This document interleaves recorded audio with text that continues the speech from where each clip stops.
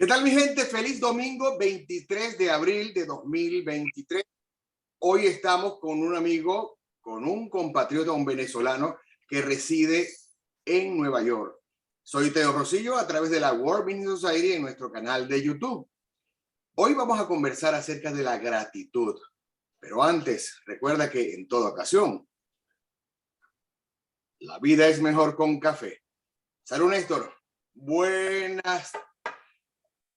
No sé, allá para Venezuela, buenas tardes, buenos días, buenas noches, para el mundo entero. En fin, acá estamos en Atlanta, son las 10 de la mañana.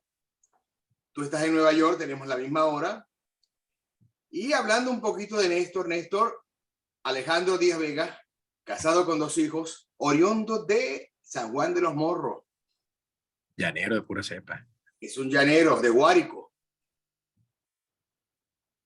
Hoy vamos a hablar de la gratitud, gracias, o dar gracias, sabiendo que cuando gracia es una cosa, gracias es otra cosa y gratitud es otra cosa. Pero vamos a entrar en detalle. ¿Qué es para ti la gratitud? La gracia y las gracias. Sí, bueno, primeramente agradecerte este espacio de comunicación y de educación y también de resaltar los valores que son tan esenciales en estos momentos de crisis, no solamente económicos, sino ciertamente la crisis económica reside por la crisis de valores. Y allí la importancia de la gracia, de las gracias o la gratitud. Una, bueno, es netamente espiritual y las otras son netamente de sentimientos, podemos decir, ¿no? Podemos clasificarlas. Los sentimientos de agradecer un acto en específico, los sentimientos de dar las gracias por alguna acción hacia ti persona o hacia otros, pero fíjate esto tan hermoso, la gracia, eso es algo divino. La gracia es algo supremo. La gracia es solo de parte de Dios. Y es ahí la profundidad en la vida de tener el don de la gracia. Es decir, que Dios te dé el don de la gracia. Eh, yo siempre digo, mira, las personas, podemos comentar, esa persona, aquella persona sí tiene gracia.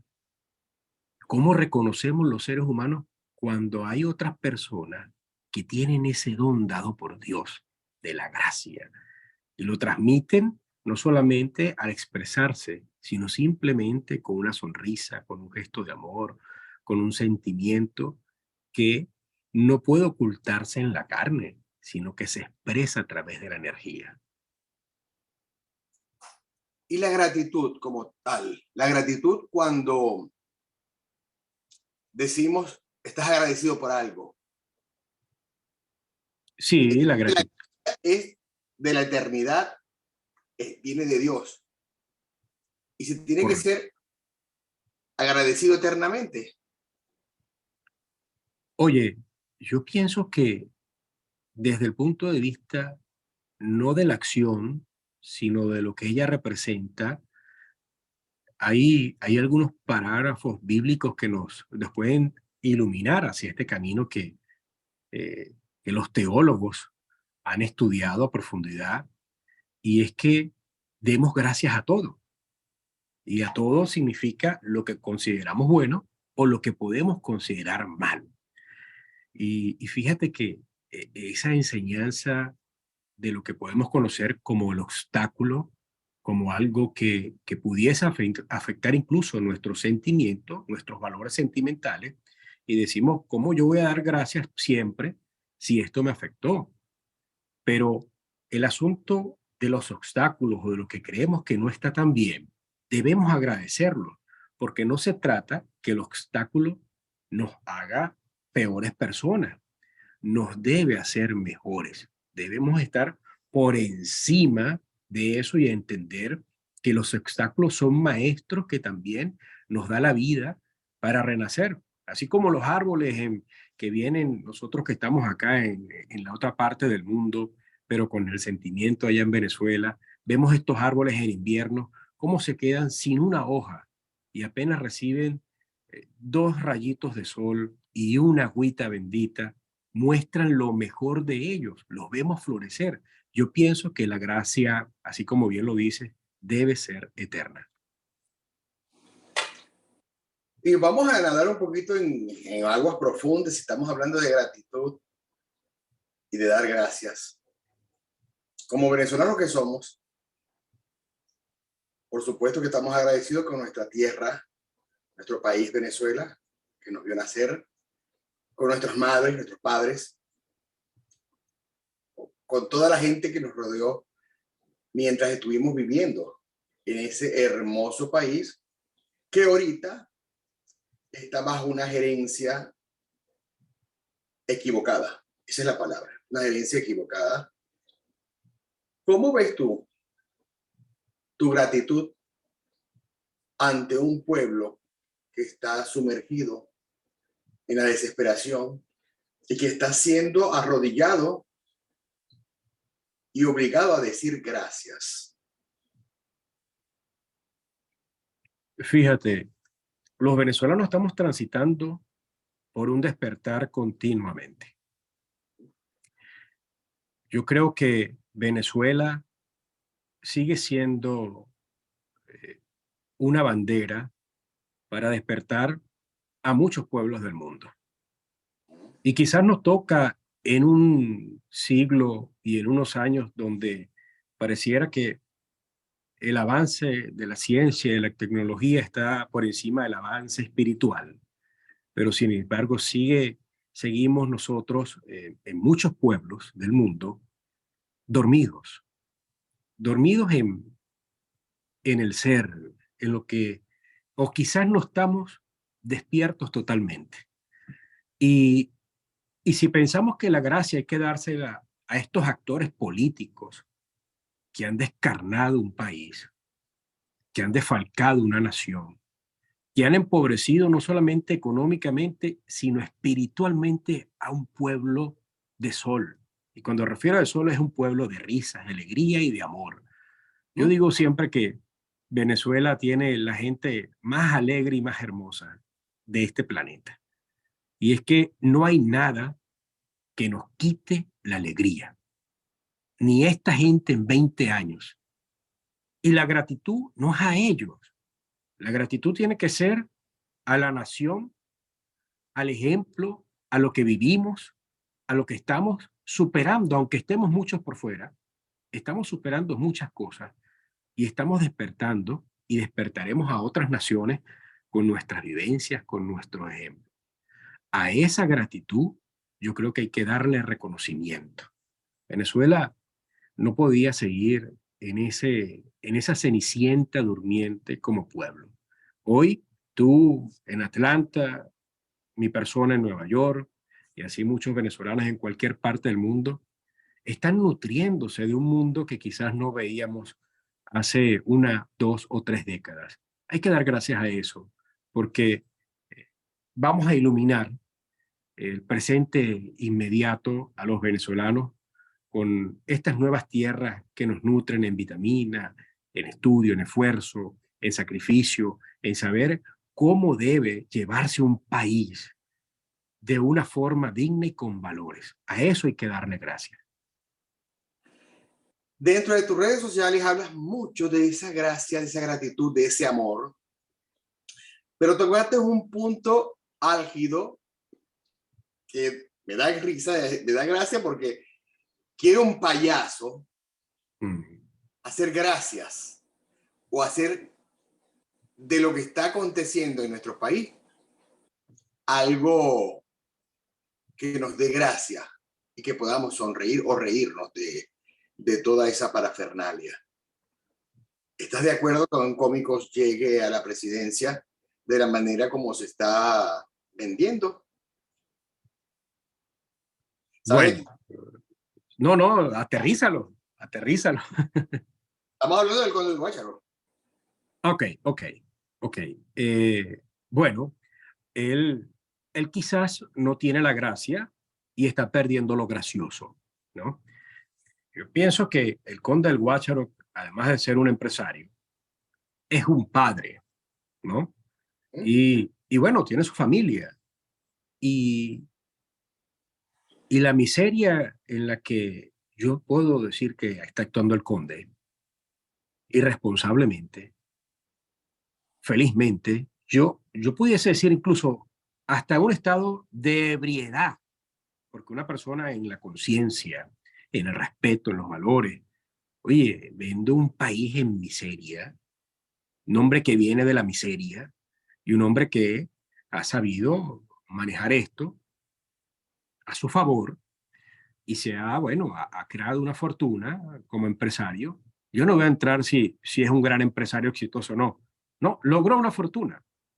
Lo del éxito de los empresarios tiene mucha tela que cortar, incluso desde la parte social. Hay que ver la parte humana del conde. ¿Dónde el conde ha estado en todo este tiempo que ha hecho tanta fortuna socialmente ayudando a un país que necesita tantas cosas? Yo coincido plenamente contigo. Es un gracioso con un mal chiste que la gente no se ríe, que la gente no se cree, que lo hace en el peor momento cuando deben unificarse las fuerzas y no dividirlas. Y esto está haciendo el conde. El conde es un divisor de fuerzas políticas que va a fortalecer a un régimen y que este régimen va a seguir reprimiendo a un pueblo noble. Esa es la responsabilidad que está asumiendo el conde hoy. Él está perdiendo la gracia de Dios porque está jugando con una oportunidad clave para poderse congraciar incluso con el Espíritu Santo. Pero él está llevándolo hacia otra parte. No le importa esto, no le importa lo espiritual, no le importa levantar un pueblo en lágrimas, un pueblo repartido en todas partes del mundo, no voluntariamente.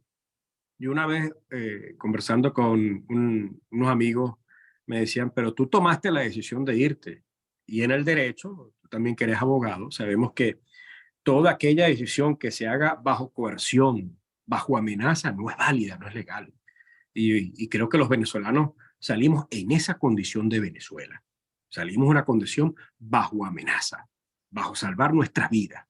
Y el conde se presta a este chiste de la peor calaña en la situación más vulnerable de Venezuela. Sí, realmente entonces me estás diciendo que él le está haciendo alarde al verbo dividir. Totalmente. Es un divisor. Y los regímenes necesitan esto porque los regímenes se mantienen con menos de un 20% de los votantes dentro de un país. Esto pasa en Cuba, esto ha pasado en todos los países donde el socialismo incide, donde el socialismo logra la estructura represiva. Solo un 20% para el nivel electoral. Pero entendemos que en Venezuela pudiésemos hablar de un 60% para las elecciones del 2024. Y si el conde logra seguir o progresar con las candidaturas, y habría que ver, escúchame esto, si el conde del Guácharo más adelante se alinea a las primarias de la oposición o se va a ir aparte para seguir dividiendo y garantizar el 15 o 20% restante que pueda contrarrestar las fuerzas de Maduro y el conde incida con un 10% que es sería una fractura total a la lucha que queda, la poca lucha que queda organizada en el país políticamente. Ahora dime entonces qué hay detrás de todas esas ideas graciosas. Mira, la política en Venezuela es compleja hacer un análisis de altura sin tocar las vísceras, porque precisamente ellos no prestan un escenario para tales premisas, ¿no? Por lo tanto, aquí, en mi observar político, en las elecciones del 2024 se está fraguando una, unas garantías individuales en cada uno de los precandidatos. Cada uno está jugando a garantizar su libertad, sus intereses económicos, sus empresas, sus activos dentro del país, pero además de esto, beneficiarse y lucrarse de unas campañas totalmente gratuitas, sin poco pueblo. Fíjate que si vemos las campañas que se están haciendo para unas primarias que prácticamente van a durar un año, nunca visto en la historia política.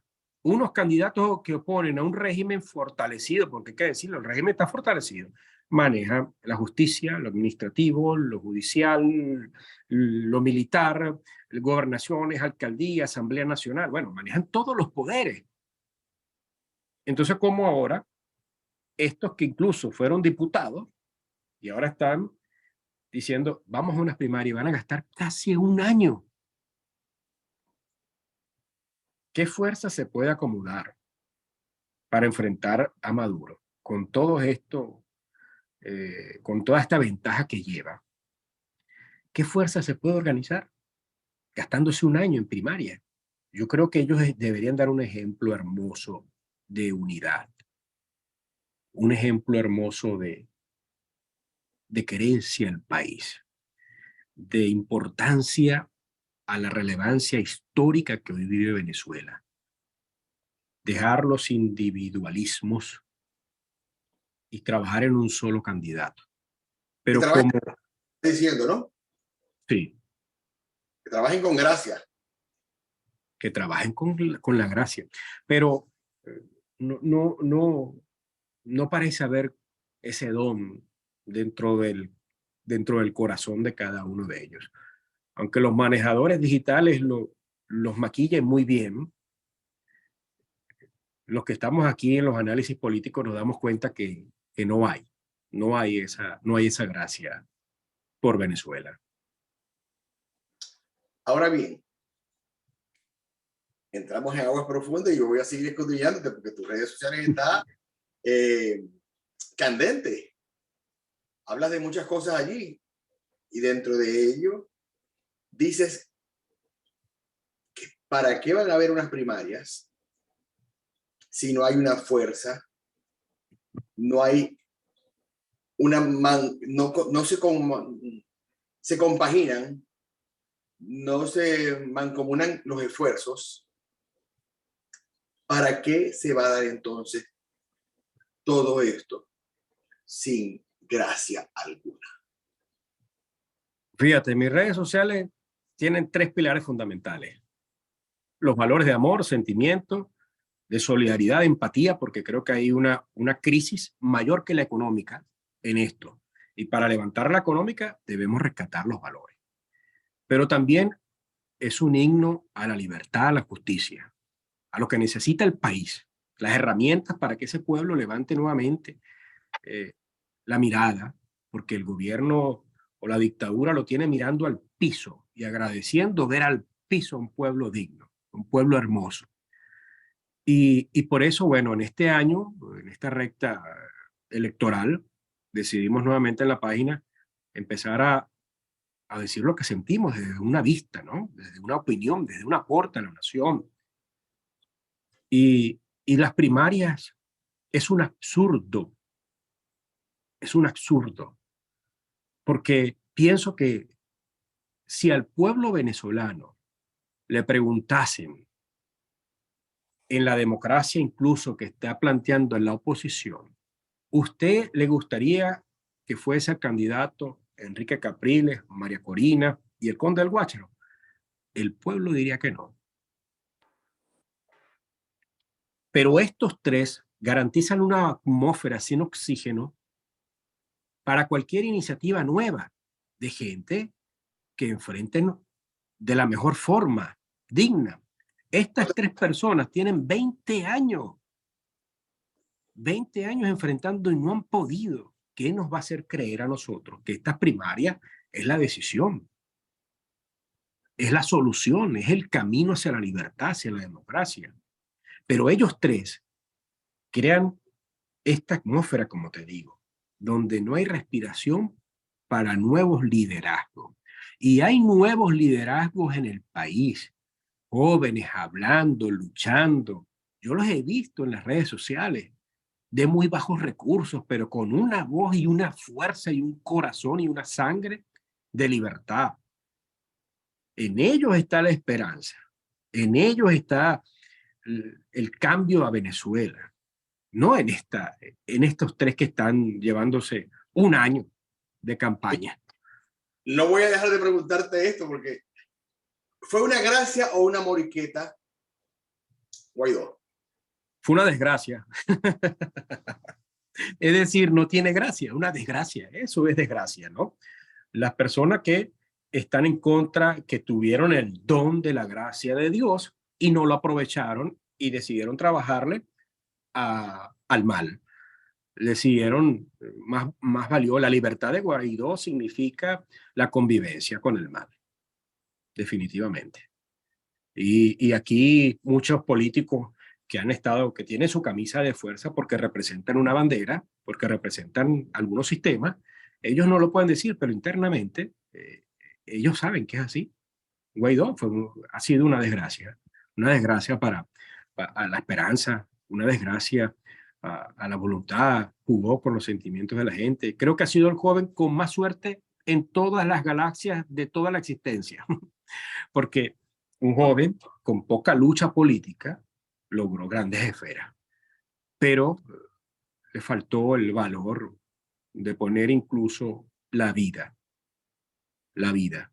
El que esté navegando los mares de la política no puede pensar en intereses particulares. Tiene que poner la vida adelante, porque lo que él hable representa la vida de millones, la vida de una nación. Esta profesión que muchos la utilizan para enriquecerse tiene otro sentido, tiene ese don, esa gracia de llevar, de gobernar, la responsabilidad que hay en cada una de sus acciones va a repercutir en la vida de millones. ¿Estás de acuerdo con que él pudo haber hecho un papel tan importante como lo está haciendo y dando un ejemplo, no solamente como ser humano, como presidente, sino como líder en su país a nivel mundial? Estoy hablando de Bukele, un ejemplo que está dando al mundo lo mejor de sí para que lo imiten. Puede tener también sus pros y sus contras, pero está levantando ese país de una manera extraordinaria. Eso es lo que se ve en las redes sociales. Eso es lo que la gente está comentando. Inclusive los ciudadanos de allá, de El Salvador, están felices, están contentos con él. Nayib Bukele es un fenómeno político, que ha levantado un país silenciado por décadas. Y, y él se volvió una bandera por valores, se volvió una bandera por corregir un país verdaderamente en guerra social, un país fundido de narcotráfico, un país fundido de mafias, y lograr rescatar esto, creo que ha sido una hazaña, ejemplo en el mundo. Creo que Nayib Bukele es un verdadero luchador de la paz, es un verdadero salvador del Salvador, pero su mensaje salva e inspira nuestras naciones.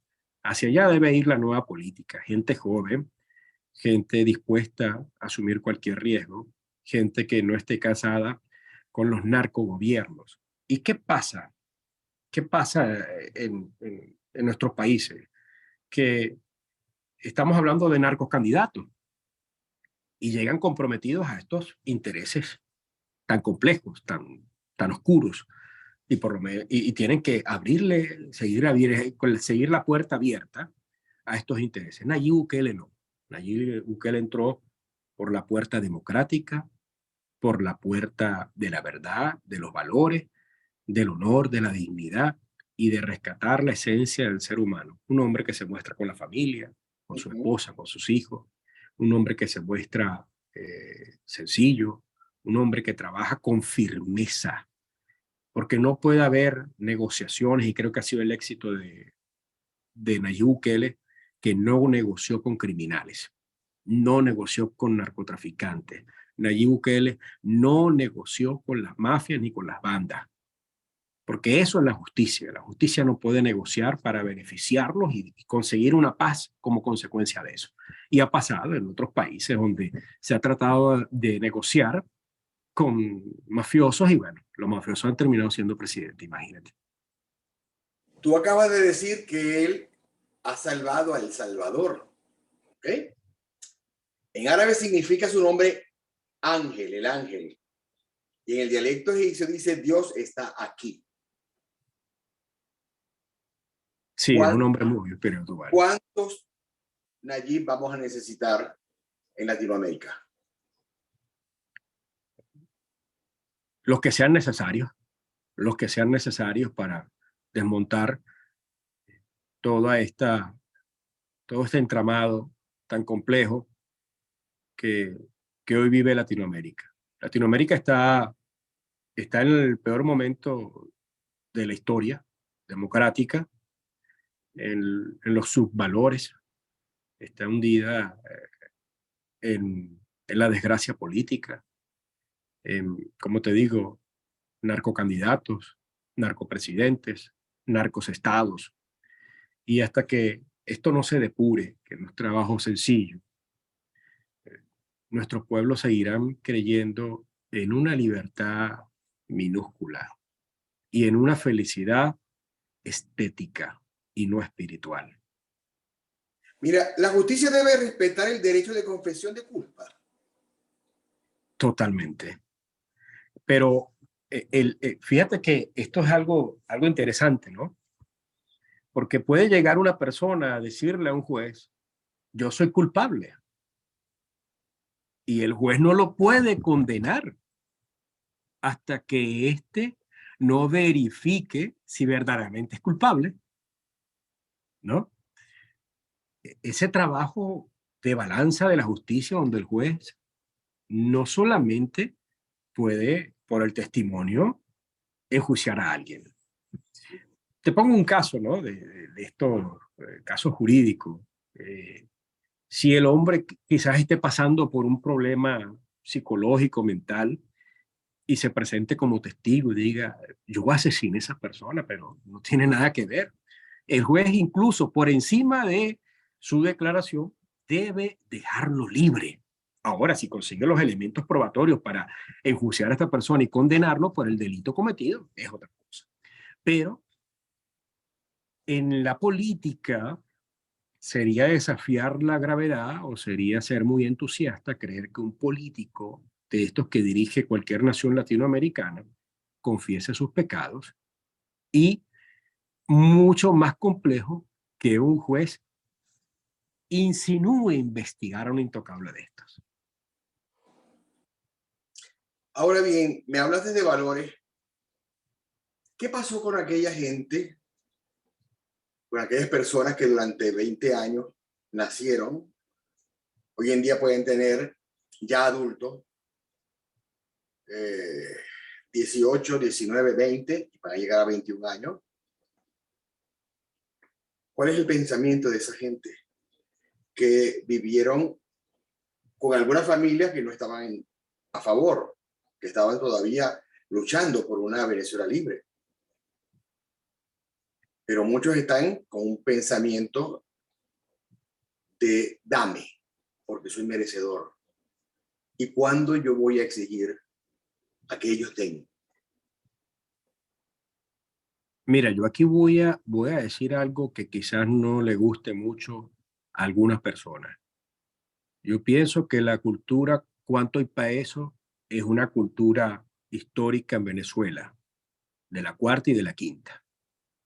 En la quinta totalmente se agudizó, pero esto es una cultura que nos arrastra a los venezolanos.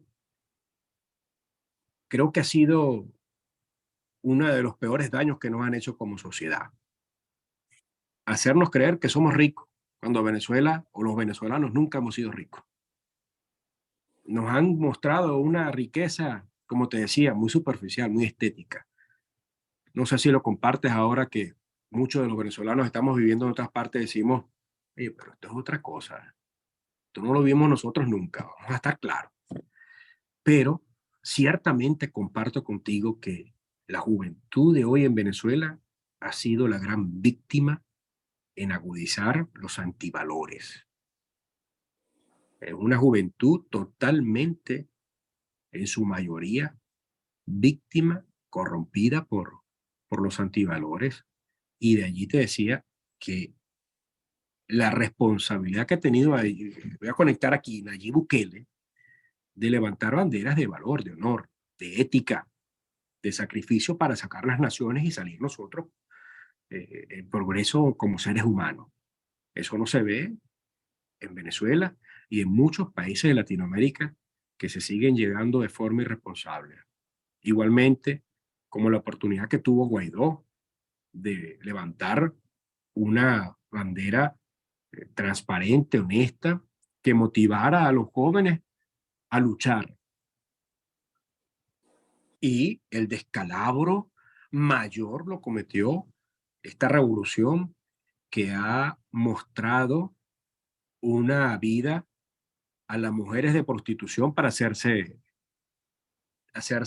exitosas y a los hombres una vida de vandalismo y corrupción, de narcotráfico, el facilismo de vivir y de las riquezas con las ausencias de valores ha sido el peor delito, aparte de la migración, que ha cometido la revolución.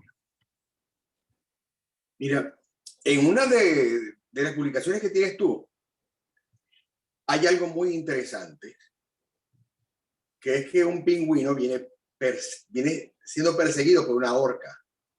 Y en eso ve una balsa llena de personas y él se avalancha a la balsa y en el primer intento no lo logra y vuelve a agarrar impulso y logra entrar. Y él se coloca en medio de ello como la salvación y la orca llega y se tuvo que ir. Dame un ejemplo de lo que estamos nosotros viviendo y de lo que deseamos vivir a futuro en nuestro país. Todos estos jóvenes que hoy parecen perdidos son la simulación de este pingüino.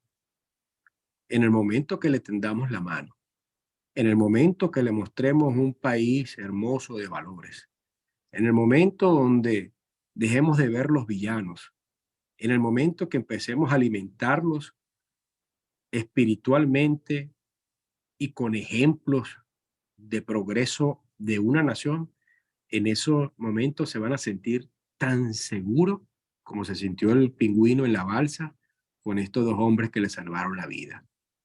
La juventud, independientemente que en estos momentos esté sumergida en antivalores, pienso que pueden salvarse y debemos salvarla, como el vuelo del colibrí, aunque parezca sencillo, forma parte de un gran ecosistema y hacen una labor única. Así debemos hacer nosotros. Son salvables, todos somos salvables, porque todos somos víctimas del peor proceso degenerador de la historia en nuestro país. ¿Estás de acuerdo con que Dios se escribe con mayúscula y no con minúscula como muchos los están escribiendo? Oye, Dios, yo estoy de acuerdo con eso. Yo estoy de acuerdo con eso, pero no soy de los espirituales que de repente agarran la Biblia para darle por la cabeza a otro, ¿no? No estoy hablando de eso. Fíjate que la oración más hermosa que recibió nuestro Padre Santo fue de un hombre que nunca había orado, nunca había rezado. No sabía, pero se le presentó una circunstancia a mitad del camino y pasó otra persona y le dijo, pídele a Dios. Y él dijo, es que yo no sé rezar, hazlo desde el corazón. Yo creo que si estas personas en en el español, en el idioma, lo hacen de forma, pudiésemos decirlo, ingenua, yo creo que Dios le va a abrir las puertas. Pero si es una persona que lo hace de forma burlista o que lo hace de forma para degradar la magnitud de nuestro Dios, yo pienso que ahí pierde la gracia, ¿no? Pero mientras tú manejes el idioma del amor, yo pienso que lo minúsculo puede ser incluso más hermoso que lo mayúsculo. Exacto. Aquí tenemos una pregunta. ¿Cómo ves, ya que estás hablando de política, el proceso electoral? Prácticamente ya lo respondiste, pero dicen, ¿cómo ves el proceso electoral? Si se va a dar aproximadamente unas primarias en un año, a sabiendas que el tiempo no perdona, ¿cómo sacarle provecho a eso entonces? Bueno, yo pienso que la oposición debe reorganizarse, está a tiempo, debe priorizar, debe puntualizar y debe retomar una nueva línea política y ir por la calle del medio a la gente. Y pienso que hay oportunidades de generar una fuerza que sea indomable, que sea que no sea manipulable, una fuerza que, que sea tan grande que ningún sistema pueda disolverla. Y sistema, te hablo de un sistema electoral. ¿Por qué? Porque así tengamos el candidato con un 100% de aceptación. Si el sistema electoral está viciado, no hay iniciativa que se pueda. Pero si la fuerza de calle, si la fuerza de pueblo defiende con, con todo su ímpetu, ¿no? Con esa mayoría que es inevitable, que tomen las ciudades, imaginémonos esto, porque yo creo que Venezuela debemos empezar a imaginar, debemos empezar a soñar, debemos empezar a creer que sí se puede para lograrlo. Si esta gente defiende, no hay sistema que pueda anular el voto de fuerza y el voto de castigo y el voto de cambio a un gran país. ¿Estarías dispuesto tú a ser un candidato? Oye, mira, no, yo creo que este, la vida, la vida, la vida eh, es esa enseñanza, ¿no? Y, y si en mi posición, por amor a Venezuela, Venezuela lo llega, lo llega necesitando, aquí está mi vida. Aquí está mi vida para entregársela. Yo no tendría miedo de volver a Venezuela. No tendría, no dudaría. Yo salí de Venezuela ya hace casi 5 años por una persecución muy compleja, pero yo entregaría la vida. Porque yo pienso que cualquier venezolano está dispuesto a que sus hijos vivan en un país libre, hermoso, de igualdad, de valores. Y Venezuela necesita de su sacrificio. Muchísimas gracias. Estoy muy complacido de conversar contigo en esta mañana, donde prácticamente me has resumido que los valores no se pueden negociar. En donde me dices que la gracia de Dios viene, así sea en líneas torcidas, llega recto a donde tiene que llegar. Y me has dicho que ser agradecido mantiene la fuerza, la voluntad del ser humano como tal. Y que nadie como Dios ante cualquier adversidad. ¿Dónde se te puede conseguir a ti en las redes sociales? Estamos en todas las redes sociales como Néstor Díaz Vega o Néstor en Venezuela.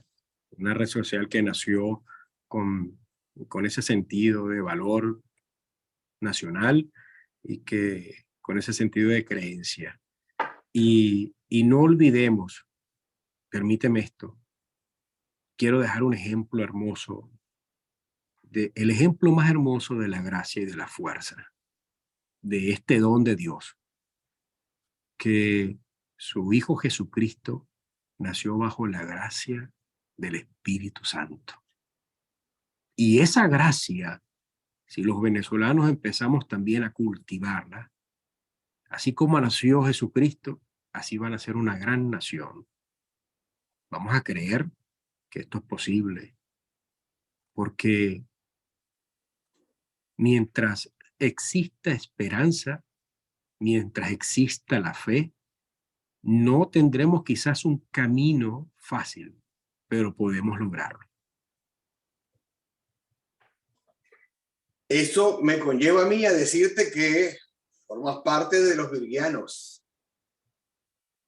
Eres un hombre del signo Virgo. Sí, sí, Por todo lo que hemos conversado, me has llevado y me has conducido. Porque sí, eres de los primeros días del mes de septiembre. Sí, sí, sí, fíjate. Yo nací el Día de Acción Democrática, aunque nunca he militado en ningún partido. Así es, 13 de septiembre. 13 de septiembre, sí, correcto. Ya, estoy complacido, estoy muy contento. Este mensaje espero que llegue a toda una nación y a todo el mundo entero, porque ahora Venezuela no solamente es la parte delantera de Sudamérica. Venezuela está en todos los continentes hoy en día porque estamos esparcidos, llevando lo que tú acabas de decir, un mensaje de amor, de tenacidad, de disciplina y de decir que podemos, porque donde llegamos hemos tenido que trabajar con mucha fuerza, con mucho ahínco, hay muchas lágrimas derramadas, pero luego la emoción de sentirnos libres en cualquier parte del mundo, con una nueva oportunidad de vivir con amor, con valores y con disciplina y en democracia, es lo que nos está haciendo que desde afuera vayamos a levantar a Venezuela mañana un día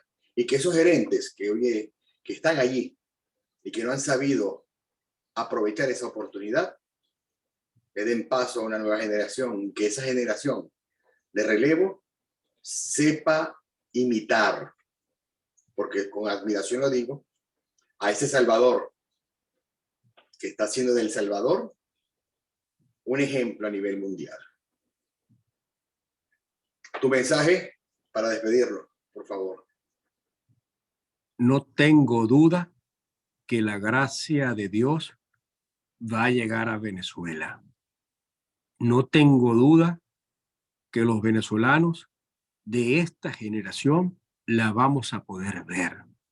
No tengo duda que la libertad de Venezuela va a ser un ejemplo de dignidad para las naciones.